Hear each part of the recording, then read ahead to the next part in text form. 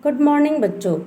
अभी तक हमने अपनी पिछली क्लास में संचार माध्यम, जनसंचार माध्यम और पत्रकारिता के बारे में जाना। आज की वीडियो में हम जानेंगे टेलीविज़न के बारे में। टेलीविज़न कैसा माध्यम है और क्या क्या इसकी खूबियाँ हैं, आइए जानते हैं। हमारा क्वेश्चन है, टेलीविज़न कैसा माध्यम है। टेलीविज़न में दृश्यों का महत्व सबसे ज़्यादा है और यह स्पष्ट है कि टेलीविज़न देखने और सुनने का माध्यम है।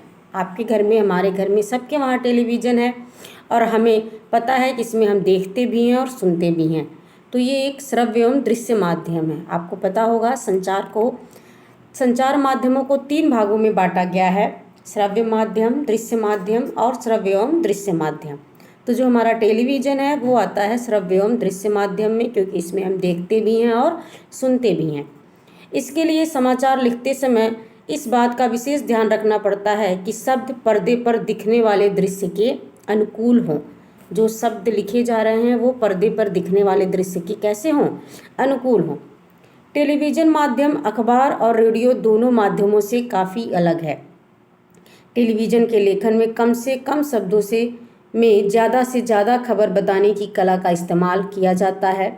इसलिए टीवी के लिए खबर लिखने के बुनियादी शर्त दृश्य के साथ लेखन है।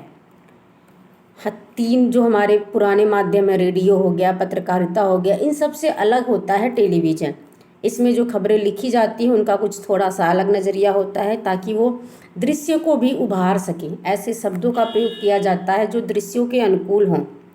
हमारा क्वेश्चन है कि दूरदर्शन पर समाचार देते समय किन किन बातों का ध्यान रखना चाहिए। दूरदर्शन पर समाचार देते समय किन किन बातों का ध्यान रखना चाहिए? तो नंबर 1 है, उसकी बोली में स्पष्टता हो। जब भी आप दूरदर्शन पर समाचार दें तो आपकी जो बोली है वो कैसी हो? स्पष्ट हो। उसे दृश्यों के साथ तालमेल बिठाना चाहिए। ऐसा नहीं है कि आप बोल दें पहले दृश्य बाद में दिखाएं, या दृश्य पहले दिखाएं बोले बाद में।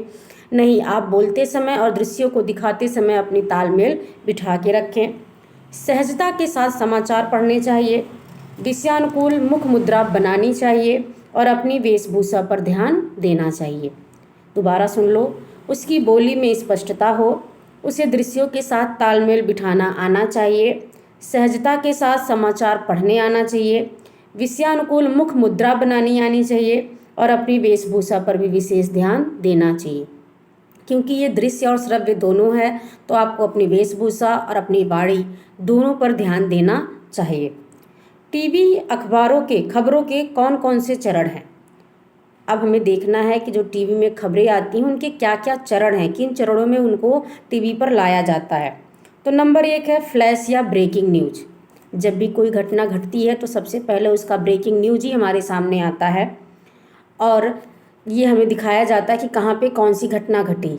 ये एक ब्रेकिंग न्यूज़ के ज़रिए हमारे पास पहुँचता है। उसके बाद आता है ड्राई एंकर। ड्राई एंकर जिसमें संपादक जो होता है, जो एंकर होता है, वो बिना चित्र के माध्यम से, मतलब वो हमें चित्र नहीं दिखाता है, बस हमें खबरें पढ़ के सुना देता है, उसे कहा जाता है ड्राई एंकर। तीसरा है फ़ोन इन।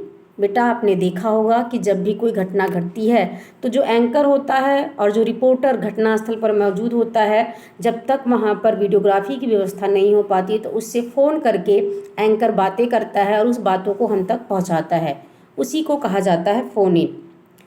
चौथा नंबर आता है एंकर विजुअल। अब एंकर क्या करता है, वहाँ की कुछ कुछ फ़ोटोज़ हमें दिखाता है, जो उसको रिपोर्टर के द्वारा मिल जाती है, स्क्रीनशॉट या फ़ोटोज़, वो हमें दिखाता है, जिसे कहा जाता है एंकर विजुअल। एंकर बाइट क्या कहते हैं?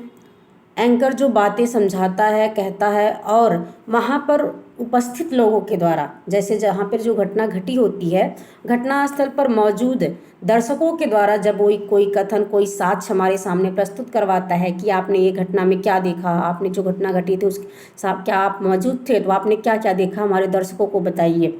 ये सब जो बातें होती हैं इन्हीं को कहा जाता है एंकर बाइट। लाइव तो आप सबको भी पता है कि घटना स्थल का सीधा प्रसारण लाइव कहलाता है। और एंकर पैकेज, जो सारे चरण हमने देखे, इन चरणों का प्रयोग करते हुए एंकर जब एक संपूर्ण घटना को लेकर पूरे डिटेल के साथ हमें पहुंचाता है, हम तक दिखाता है, उसे ही कहा जाता है एंकर पैकेज। टीवी के प्रमुख चरण कौन कौन से हैं? दोबारा सुन लो, फ्लैश या breaking news, dry anchor, phone in, anchor visual, anchor bite, live और एंकर पैकेज। रेडियो और टेलीविज़न के समाचारों की भाषा शैली पर प्रकाश डालिए।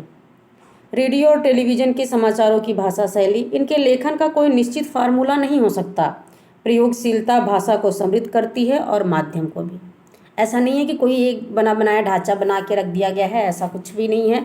आप जितना धीरे धीरे नया नया प्रयोग करते जाएंगे उतना ही आपकी जो शैली है वो क्या होगी, प्रौढ़ होती चली जाएगी। रेडियो और टीवी आम लोगों का माध्यम है। इनके प्रयोग करने वाले श्रोता, दर्शक, निरक्षर और साक्षर, संपन्न वर्ग के लोग तथा किसान मजदूर सभी हैं। इन लोगों तक पहुंचने का माध्यम क्या है, भाषा है। अतः भाषा ऐसी होनी चाहिए जो सभी को आसानी से समझ में आ जाए और भाषा के स्तर के साथ समझौता नहीं किया जाना चाहिए। इन बातों का भी ध्यान रखें। एक तो जो हमारे जो दर्शक होते हैं, जो श्रोता होते हैं, वो हर तरह के लोग हैं, तो उनके स्तर को ध्यान में रखते हुए भाषा का प्रयोग किया जाए। उस हिसाब से भाषाएं यूज में लाई जाएं, लेकिन हाँ, उनका स्तर बिल्कुल गिरा भी नहीं होना चाहिए, ये भी ध्यान में रखना चाहिए। बोलचाल की भाषा का ही इस्तेमाल रेडियो और टीवी के समाचारों में करें। वाक्य छोटे, सीधे और स्पष्ट रूप से लिखे जाएं। खबर की प्रमुख बातों को ठीक से समझने की कोशिश करें। सरल, संप्रेषणी एवं प्रभावी भाषा लिखें।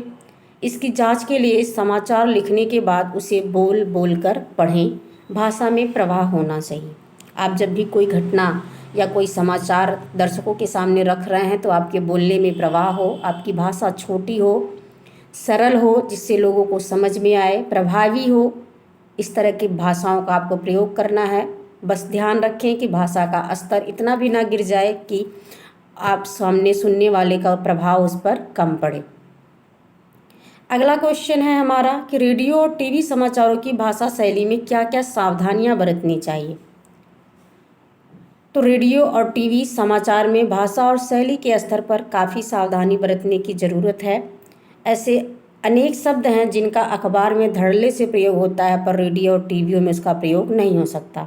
जैसे निम्नलिखित, उपरोक्त, हदोस्तारिच, क्रमांक, क्योंकि ये बेटा लिखे हुए वर्णों में आता है। अधोलिखित मतलब नीचे दिखा गया, उपरोक्त मतलब ऊपर दिया गया है। तो ये हम रेडियो में और टीवी में नहीं कर सकते। ये हम लिखते समय प्रिंट मीडिया में तो कर सकते हैं कि हाँ नीचे दिखा गया है, आप वहाँ देख लें, या उपरोक्त वाली लाइन में ये बात कही गई है वहाँ देख लें, पर टीवी में ऐसा नहीं हो सकता। तथा एवं, अथवा, व, किंतु, परंतु, यथा आदि शब्दों के प्रयोग से बचना चाहिए। गैर जरूरी विशेषण, समासिक और तत्सम शब्द नहीं लाना चाहिए। इससे भाषा क्या होती है, बोझिल बन जाती है। पहले ही बताया गया कि भाषा सरल एवं सहज और व्यवहारिक भाषा का प्रयोग किया जाए। जहाँ आवश्यक हो वहीं मुहावरों का प्रयोग करें। हर जगह मुहावरेदार भाषा का प्रयोग समाचार लेखन में या टीवी के लिए समाचार लेखन में नहीं होना चाहिए। एक वाक्य में एक ही बात कहने का धीरज हो। ऐसा नहीं हो कि हम जल्दी सारी बातें कहने लगे ना। एक बात को एक वाक्य में कहिए जिससे सामने वाला आपकी बात को सुन सके और समझ सके। वाक्यों में तारतम्यता हो।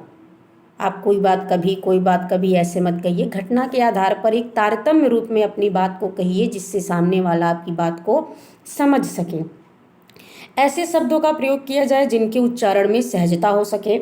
जैसे क्रय विक्रय की जगह खरीद बिक्री, स्थानांतरण की जगह तबादला। अधिक विद्वता दिखाने का प्रयास नहीं किया जाना चाहिए। अक्सर हम अपनी विद्वता दिखाने में थोड़ा सा आगे होते हैं, लेकिन जब हमें अपनी बात दूसरों को बतानी है तो हम इस स्तर पर बोलें कि सामने वाला उसे समझे, उस पर हमारा जो प्रभाव हो, जो इम्पैक्ट हो वो अच्छा हो। ऐसा ना हो कि हम अपनी विद्वता प्रदर्शन में ही रह जाएं और जो बात हम कहना चाहते हैं, जो समाचार हम दर्शकों और पाठकों तक बताना चाहते हैं, वो उन तक ना पहुंचा पाएं। ठीक है बच्चों, आपको ये वीडियो पसंद आई हो तो इसे लाइक करें। धन्यवाद।